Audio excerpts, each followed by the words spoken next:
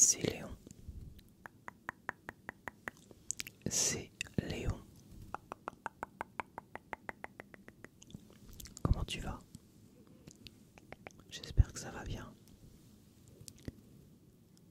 J'espère que tu as passé une bonne journée.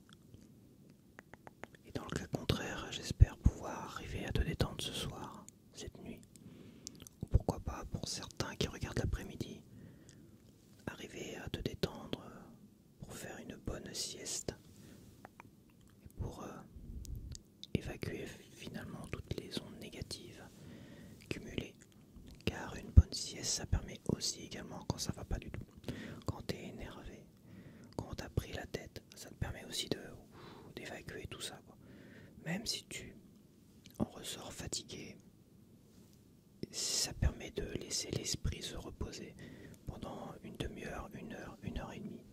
Oui, je sais, ça fait des siestes un peu longues, mais parfois il faut être capable de faire une bonne sieste très très longue pour virer toutes ces pensées négatives qui te harcèlent, qui bouillonnent là-dedans, parce que souvent on cumule et on laisse monter tout cela, et c'est la colère, la frustration, et tu fais des gestes, des actes qui finalement qui sont des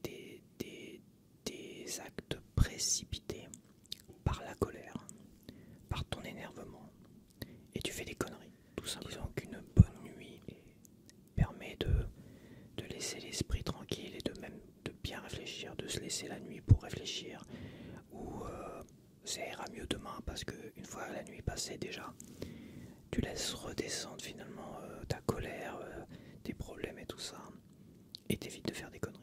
Mais surtout, faut éviter d'être obsessionnel par ces idées-là négatives. Si tu rentres vraiment dans cette obsession, l'obsession, ça peut être l'obsession pour beaucoup de choses. Tu peux faire une obsession pour quelqu'un qui te plaît. Si tu fais trop une obsession pour cette personne-là, si tu n'arrives pas à canaliser ça, tu feras des conneries. Et il y aura la frustration, la colère, tout ça. Donc c'est compliqué. Mais il y a aussi une obsession sur un collègue qui t'a mal parlé au boulot. Si tu fais une obsession sur ça et sur ce collègue-là, tu vas t'énerver et faire une connerie. Limite, tu taper sur la tronche. Donc à un moment donné, il faut, dès que tu sens que ça monte, dès que tu sens que tu fais une obsession, tu te focalises trop sur quelque chose, sur un collègue qui t'a mal parlé, sur ton patron qui te traite comme une merde, sur le fait que tes conditions de travail ça va pas, sur le fait que au boulot ça s'est mal passé sur un projet, tout ça. À un moment donné, c'est aussi comment on appelle ça, le lâcher prise. Donc les problèmes, comme je disais, il faut pas les fuir ni les abandonner, ni se détourner totalement des problèmes, parce que les problèmes faut les affronter aussi, mais pas les affronter directement et violemment, quoi, avec force. Le lâcher prise, et moi j'ai beaucoup de mal aussi avec ça, beaucoup de mal à comprendre un peu le lâcher prise. Il y a certaines personnes qui disent qu'il faut surfer sur la vague, donc il faut surfer sur les problèmes. Bon. Ok, très bien. Mais je pense plutôt que d'un problème ou d'un mal en soi, il faut essayer d'en extraire le meilleur en fait. C'est parfois difficile, mais par exemple, si au boulot ça va vraiment pas du tout, et à un moment donné, pourquoi pas envisager autre chose? Ne pas fuir, c'est-à-dire quitter tout de suite le boulot, démissionner bêtement. Donc ça c'est faire une connerie, mais se préparer à autre chose. Donc déjà dans ta tête tu te prépares à autre chose, tu te prépares finalement à à entrevoir autre chose dans ta vie, quelque chose de meilleur, donc un meilleur boulot. Déjà là, ça va faire redescendre toute ta colère, ta frustration et tout ça, et ton boulot t'en auras plus rien à foutre, mais tu vas le continuer quand même. Tu focalises ton esprit sur autre chose que les problèmes. On va dire, moi le lâcher prise je le vois comme ça, c'est d'en extraire toujours le bien, c'est toujours aller voir qu'est-ce que ça peut m'apporter. Suivant les problèmes, t'essayes de t'adapter pour en tirer le meilleur. Voilà, c'est un mal pour un bien. L'expression un mal pour un bien, je pense, en tout cas pour ma part, que c'est la meilleure définition du lâcher prise. Voilà, c'est toujours voir au problème une porte de sortie positive. Voilà, toujours voir le bien, toujours voir qu'est-ce que je peux en tirer, en extraire de ce problème-là. Et jamais affronter directement, jamais être brutal problème. Donc jamais aller taper le collègue qui te fait chier, jamais démissionner bêtement du boulot parce que ça t'emmerde, jamais dire je mange plus machin tout ça parce que tu manges trop et tout ça. Non non, parce que tu vas rentrer dans des extrêmes et ça va pas le faire. Tu vas être dans une colère, tu vas être dans quelque chose. Tant que c'est la colère ou l'obsession, quoi que ce soit, quelque chose de négatif qui te dirige, c'est pas bon en fait. Il faut que ça soit une réflexion douce, calme, réfléchie. Voilà. Il faut que tu sois réfléchi dans tes actes. Tout allait bien pour toi, tu étais sur ton petit nuage, tu vois. Et du jour au lendemain, ton compagnon, ta compagne te plaque en te disant clairement je crois que j'étais avec toi juste parce que j'étais seul, je me sentais pas bien, ou va te dire clairement je crois que je t'ai jamais aimé, on va t'en mettre plein la gueule comme ça sans raison, et tu vas apprendre que finalement elle a fréquenté quelqu'un d'autre pendant un temps, quelques semaines, un mois, et que finalement elle préfère partir avec lui parce qu'elle se sent mieux avec lui, tout ça. Enfin bref, elle te plaque mais en t'en mettant plein la tronche derrière, et en te disant je t'ai fait cocu pendant un temps, un temps, et limite je crois qu'avec toi j'ai jamais été bien dans ma peau, j'ai jamais été bien, je t'ai jamais aimé ou quoi que ce soit, ça n'a jamais été nickel avec toi.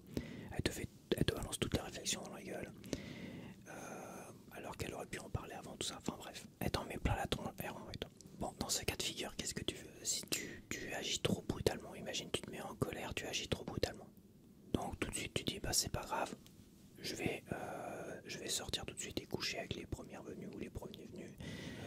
Tu peux partir vraiment dans cette guerre en fait, de cette guerre pour attraper le truc. Ça c'est réagir un peu abruptement et c'est pas la bonne façon d'agir en fait. C'est pas lâcher prise quoi. Ou tu peux totalement abandonner, tu peux dire ras le cul des nanas, ras le cul des mecs, j'arrête, c'est terminé, j'en ai marre. Je veux plus voir leur gueule, je peux plus les blairer. Le moindre gars gentil avec moi, même si c'est un ami, c'est hors de question. Allez, vas-y, me parle pas, cherche pas à me draguer quoi que ce soit. Tu vas l'envoyer chez ou tu vas clairement lui dire bah je suis désolé, mais moi les mecs c'est terminé. Parce que souvent t'as des amis, des proches et tout ça qui sont secrètement attirés par les personnes, et une fois qu'elles sont plaquées tout ça, se rapprochent un peu d'elles et tentent quelque chose. C'est pas malsain en soi quoi. Mais ces personnes-là se font souvent rejeter parce qu'elles ont été peut-être aussi, elles, trop rapides dans leur démarche. Enfin bref, il y a deux extrêmes. Je couchais avec tout le monde, machin, tout ça, j'ai cherché à me venger, tout ça, d'une manière ou d'une autre. Et l'autre extrême, c'est que j'abandonne totalement l'idée des mecs, machin, je me pose pendant 1 an, 2 ans, mais enfin, généralement ça commence, je me pose pendant quelques mois, puis tu sais, 1 an est passé, 1 an et demi, 2 ans, et à un moment donné, c'est très difficile de retourner dans la danse. Donc c'est pas une bonne solution non plus. En fait, je pense... J'étais parti de faire une vidéo trigger et j'arrête pas de blablater depuis tout à l'heure. Depuis le début d'ailleurs. Je pense qu'il faut voir qu'est-ce que tu peux en tirer de bien dans cette relation. Le mieux c'est tu te remets en question. Alors peut-être que tout ce qu'elle t'a dit, ou il t'a dit comme réflexion, dire c'était pas bien ça, c'était pas bien ci, peut-être que tu peux te remettre en question là-dessus, mais j'aurais tendance à ne pas trop croire à cela. Je pense que c'est juste de la méchanceté gratuite. Donc t'as pas à te remettre en question, déjà. T'as pas à te remettre en question, et peut-être que tu peux te dire bah c'était une personne méchante après tout. Vu qu'elle t'a fait des réflexions, cette personne-là était méchante.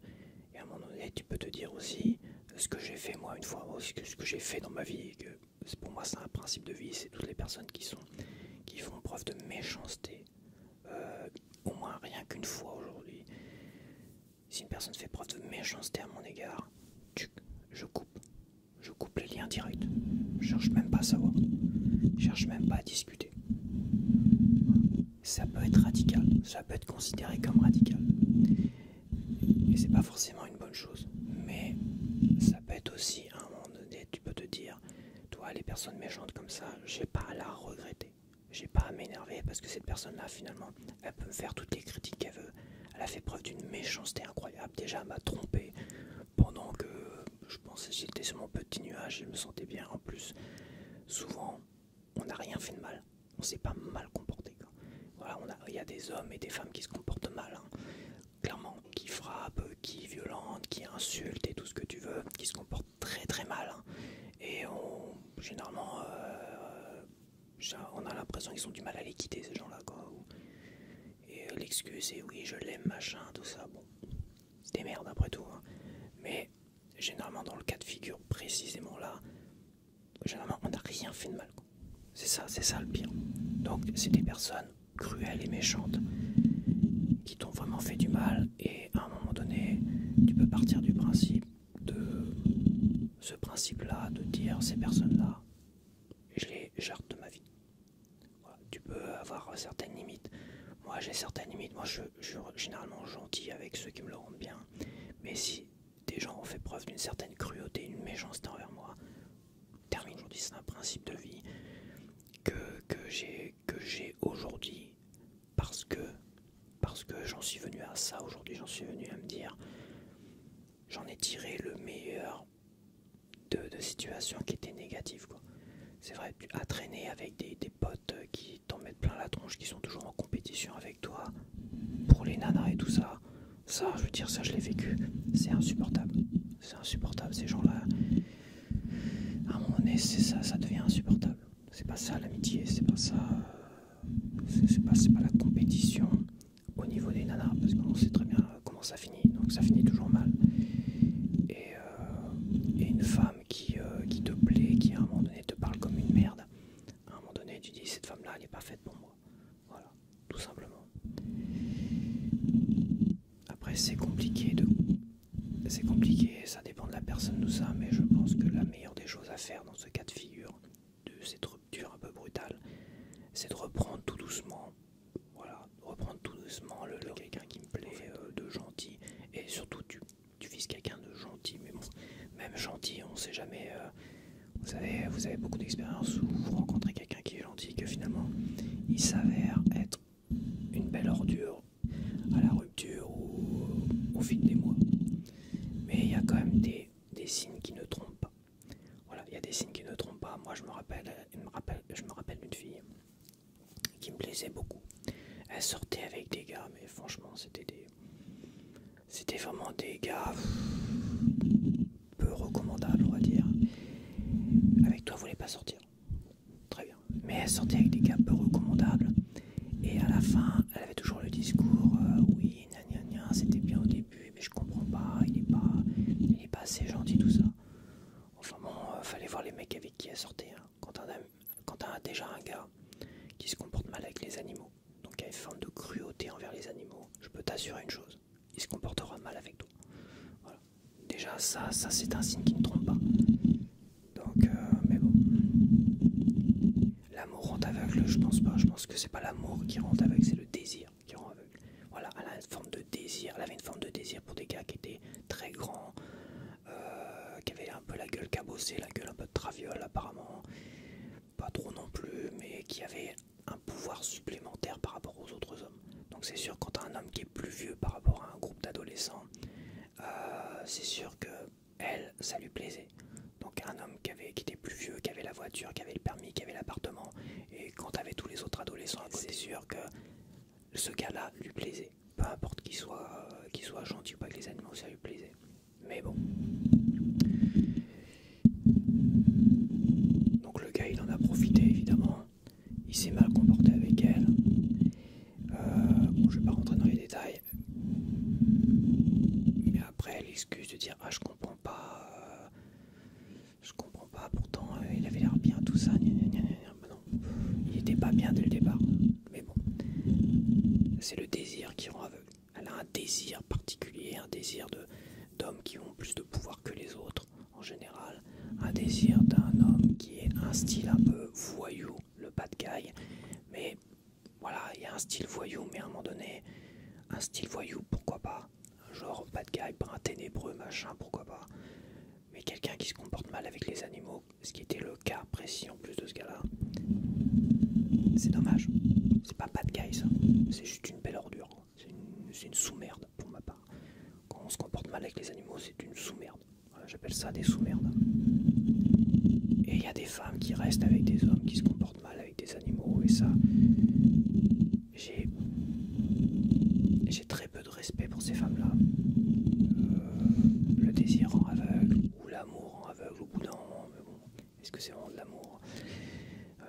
pas ça. L'amour, c'est quand c'est passionné, ça vient du cœur, quoi. C'est quand t'es... L'amour, ça peut être, je sais pas moi, le parfum ou l'odeur de peau d'une femme, quand tu as son odeur, quand tu as son parfum et tout ça, sur les vêtements, tout ça, et que rien que son parfum te fait monter en toi, c'est plus que du désir, mais de l'amour. En fait, l'amour, c'est facile à extraire, comment dire, à séparer l'amour du désir, c'est facile en fait. Voilà, c'est un mélange de parfum et aussi d'odeur, d'odeur de peau, parce on a tous une odeur de peau. Alors je parle pas de l'odeur de transpiration, je parle vraiment de l'odeur de peau. Et ce mélange-là, si tu prends le pull, tu le sens comme ça, et si en toi monte plus un désir affectif, c'est de l'amour. Si c'est un désir plus sexuel, c'est un désir classique, c'est pas de l'amour. Voilà, c'est ma théorie. Alors, vous la prenez comme vous voulez. Pour moi, c'est la meilleure façon de voir si vous sortez avec une personne par désir ou si vous sortez avec une personne par amour. Voilà, c'est le parfum et les odeurs qui font que.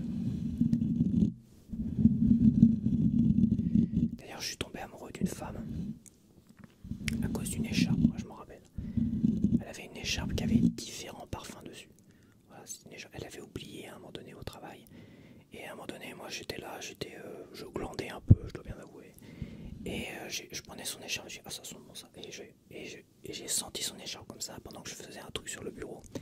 Et son écharpe, ça sentait bon. Et ça m'est monté comme ça. Et je me suis imaginé plein de choses, mais on va dire c'était à la fois du désir sexuel, à la fois un désir affectif, mais il y a plein de choses qui sont montées. Et c'était les deux à la fois. Et en fait, autant je pouvais pas la blairer. Franchement, je pouvais pas la blairer. Elle me disait bonjour un jour sur deux et tout ça. Elle me regardait bizarrement, moi aussi peut-être. Mais je pense que je l'aimais pas beaucoup. Je dois bien avouer. Et depuis cette histoire d'écharpe, enfin je la vois plus aujourd'hui, mais avec cette histoire d'écharpe, je me suis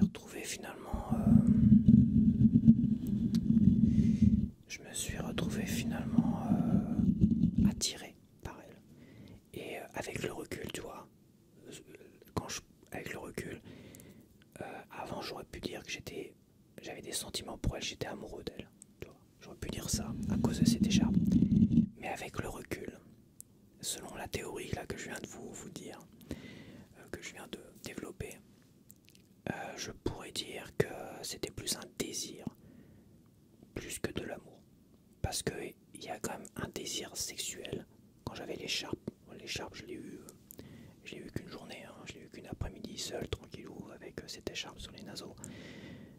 Et il y avait plus de désir sexuel et une envie de l'enlacer, de tout ça, d'être avec elle, quoi.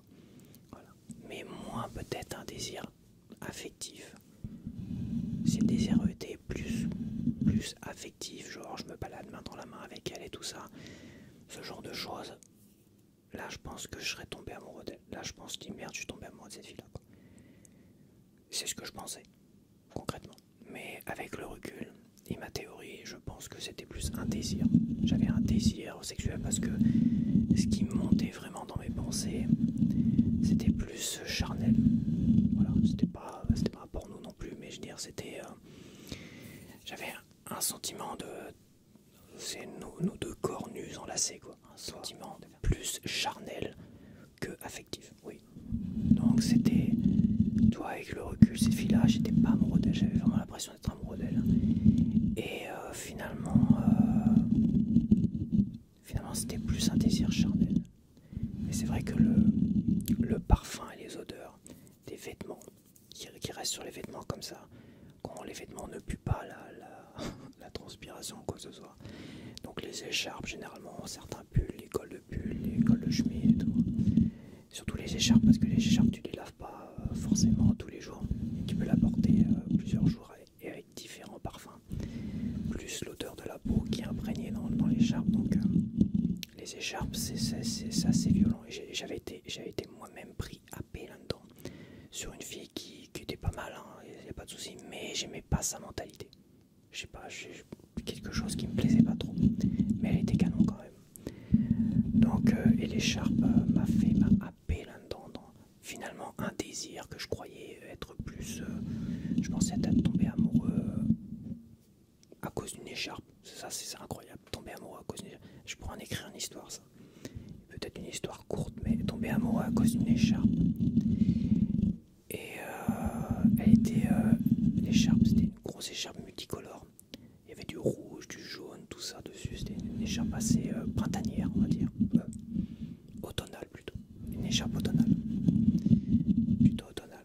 Les couleurs de l'automne. Voilà. Et comment dire, et ben c'était un désir en fait. Tu vois, si j'applique ma théorie aujourd'hui, c'était un désir charnel. C'était pas de l'amour. Disant que quand tu restes un certain temps avec une femme, il y a d'affectif qui rentre en jeu, mais pas forcément en fait. Il y a beaucoup de lassitude qui rentre en jeu. Au début, tu es sur ton petit nuage. T'as plein de sentiments, t'as l'impression d'être amoureux et tout ça. Après, ça s'étiole, ça se fane, on va dire. Et s'il n'y a pas eu de l'amour fort dès le départ, un vrai désir affectif dès le départ, finalement, tu restes avec une personne juste pour ne pas être seul. C'est ça le truc. Et c'est pas forcément bon. Quand il y a une rupture, t'as toujours l'impression de dire « Oh, je crois que je l'aimais, j'étais amoureux fou, tout ça. » Non, t'es juste plus perturbé qu'autre chose. T'as juste la peur de se retrouver seul, la peur d'être rejeté. Enfin, la peur. Oui, t'as été rejeté, donc t'as la frustration parce que t'as été rejeté comme une merde. Par exemple, donc là tu te dis je l'aimais, je machin et tout ça, mais en fait, si tu réfléchis un peu plus à la question, tu te rendras vite compte que c'était bien au début et qu'après t'avais juste une relation de couple. Alors toi t'étais peut-être bien, les femmes sont bien dans une relation de couple un peu pépère, peinard et tout ça. Les hommes sont moins bien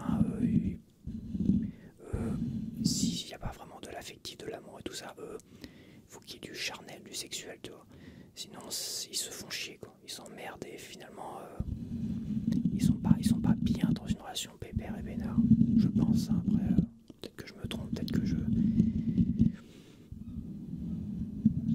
c'est un avis en tant qu'homme. En tout cas, moi j'ai l'impression de voir les choses comme ça, que les femmes se complaisent dans une relation pépère au bout d'un moment donné, avec de l'amour ou pas de l'amour. Pour elles, peut-être qu'elles pensent qu'elles sont amoureuses. Et mais les hommes s'ennuient un peu, je pense. Mais tous les deux, je pense, hommes ou femmes, on est confrontés au problème d'avoir peur de se retrouver seul. Voilà, se retrouver seul, t'as l'impression que c'est une maladie quoi. Un exemple précis. On était deux gars célibataires. Et un samedi soir, on s'est dit, ça serait bien qu'on aille voir Le Règne du Feu. Je me rappelle du film en plus. Le Règne du Feu. Avec les acteurs, il y a Matthew McConaughey dedans et Christian Bale. Et je me retrouve... donc on y était séparés. Moi je rêvais en voiture là-bas. Au grand UGC de Caen. Je me rappelle aussi, c'était le grand UGC de Caen, il faisait nuit. Ouais, il faisait nuit. Et il y avait plein de couples, plein de machins qui rentraient, tout ça. Et j'étais devant, j'ai pas pris mon ticket. Si, j'avais acheté mon ticket, je suis con. J'avais acheté mon ticket. J'avais déjà acheté mon ticket, mais je l'attendais dehors. Voilà. Je crois que je fumais à cette époque. Ouais, je fumais. Je fumais à cette époque, donc je devais fumer dehors et tout ça. Et là, il me téléphone à la dernière minute pour dire je me sens pas bien, je me sens pas à mon aise. Alors, il faisait. Voilà, lui, il se faisait des petits coups de dépression comme ça, tout ça, mais. Et il me disait je suis désolé, mais je vais pas venir ce soir. Et j'ai dit tu déconnes, je viens d'acheter mon ticket, tout ça. Et je dis vas-y tout seul, vas-y tout seul, t'es gentil. Donc bref, je dis bon bah très bien. Donc mon pote me pose un lapin. Et le film devait commencer, tout ça. Donc je dis bah j'y vais. j'ai payé le ticket, puis bon, je voulais voir le film comme ça. Je suis arrivé, je suis rentré dans le grand UGC, donc c'est un grand espace, tout ça. Je me rappelle la moquette rouge et tout. Je suis pas sûr qu'il y ait encore une moquette rouge. Je crois que si. C'était une moquette vraiment rouge. Rouge flamboyante. Allez, wow, c'était, ça pétait là-dedans, la lumière et tout ça. C'était très lumineux, donc c'est vrai que quand tu rentres, à l'extérieur il fait nuit, et que tu rentres, c'est t'es plongé comme ça dans une ambiance, on va dire, flamboyante.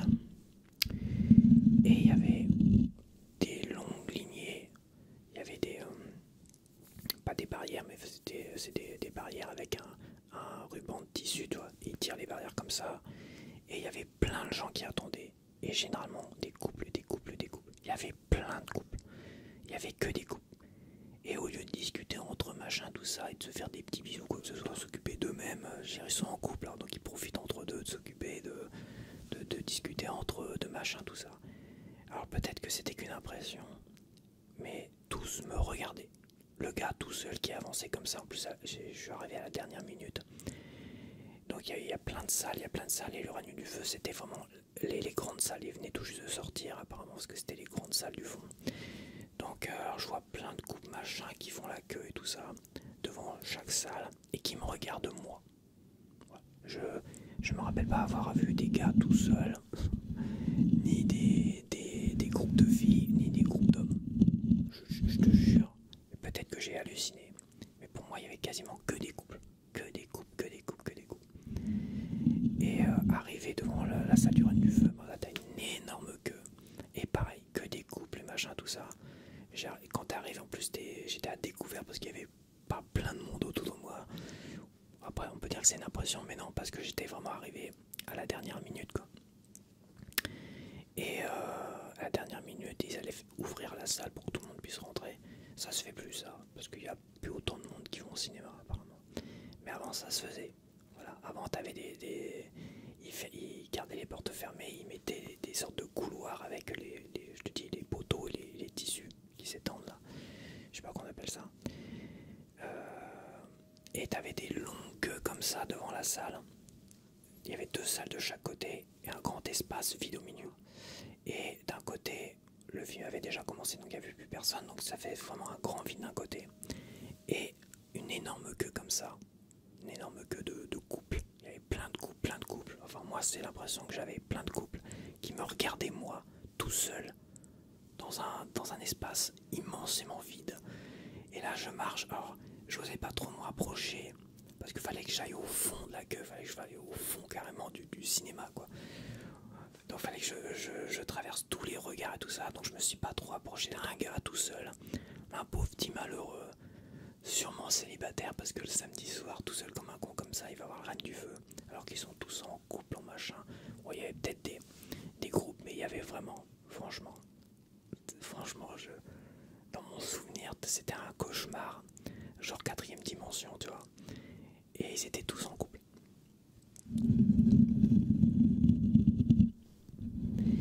Et puis j'ai été voir le film. Voilà. Une fois que je suis rentré dans la salle, après c'était terminé. Je me suis mis dans mon coin tranquille, personne ne m'emmerdait. Mais cette impression de malaise, d'être finalement un pestiféré, d'avoir le cancer et que ça se voit sur ma tronche, quoi, tu vois, ou je sais pas, d'avoir le visage déformé, ou je sais pas quoi, ou d'être un extraterrestre, ou un monstre, ou je sais pas quoi. C'était assez violent, quoi. Et cette sensation-là est violente. Mais je pense que, et je vais raconter une autre histoire aussi, je pense que être célibataire pour certains qui se sont, on va dire, ils sont rentrés dans un système de couple pépère, peinard, qui s'aiment pas, peu importe, ils ont fait des enfants, ils ont fondé une famille, tout ça. Ils sont tellement pépères finalement dans leur couple que tous ceux qui sont célibataires, qui rentrent pas dans un couple, qui rentrent pas dans une relation à long terme et tout ça, on est vu pour ces gens-là comme des psychopathes en fait, des sociopathes, des psychopathes et tout ce que tu veux. Et j'ai une de mes belle-sœur à un moment donné, on regardait la télé, c'était un repas de famille. Et à la télévision, il parlait d'un, je crois c'était un gendarme ou je sais plus quoi, avec une vieille camionnette et qui kidnappait, qui attrapait des nanas sur le bord de la route et qui les violait et qui les tuait. Et à un moment donné, le gars il disait à la télé, il a 27 ans ou je sais plus quoi. Et elle se retourne vers moi, une de mes belles-sœurs se retourne vers moi et dit ah bah tu vois, quand ils ont dit son âge, j'ai dit ça aurait pu très bien être toi en fait. Comment ça aurait pu très bien être moi? Bah, le tueur qui kidnappait, parce qu'il a le même âge que toi et tout ça. Et ça aurait pu très bien être moi. Et moi j'ai cherché à comprendre, je me dis mais pourquoi tu dis ça quoi? Non comme ça, mais pourquoi comme ça? Non parce que bon t'es célibataire, t'es machin. Ah d'accord. Donc je suis célibataire, donc j'ai forcément un problème quelque part, donc forcément je peux être un psychopathe qui kidnappe les nanas derrière une camionnette et qui les viole et qui les tue quoi. Donc c'est tout à fait normal quoi. Bon, de toute façon je sais que mes vidéos bavardages plaisent beaucoup, donc je me fais pas de soucis. J'ai laissé le truc se faire tout seul. J'ai commencé dès la première minute à blablabla, c'est totalement improvisé. Hein. Franchement, parce que j'avais plein de triggers, plein d'objets, tout ça. Je devais commencer un peu avec la grille comme ça. Et j'avais plein d'objets là. Et je voulais faire même un truc réglage des tascam et tout ça. Mais je pense que je ferai une vidéo spéciale pour ça peut-être.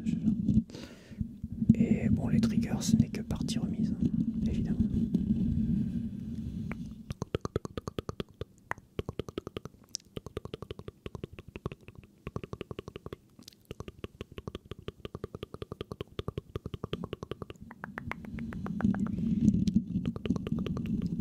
Allez, je vais te laisser tranquillement. Je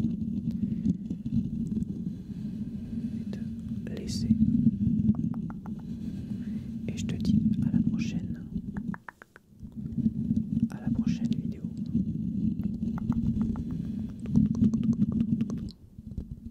À la prochaine vidéo. Tapotement léger sur le micro. Je crois que j'ai jamais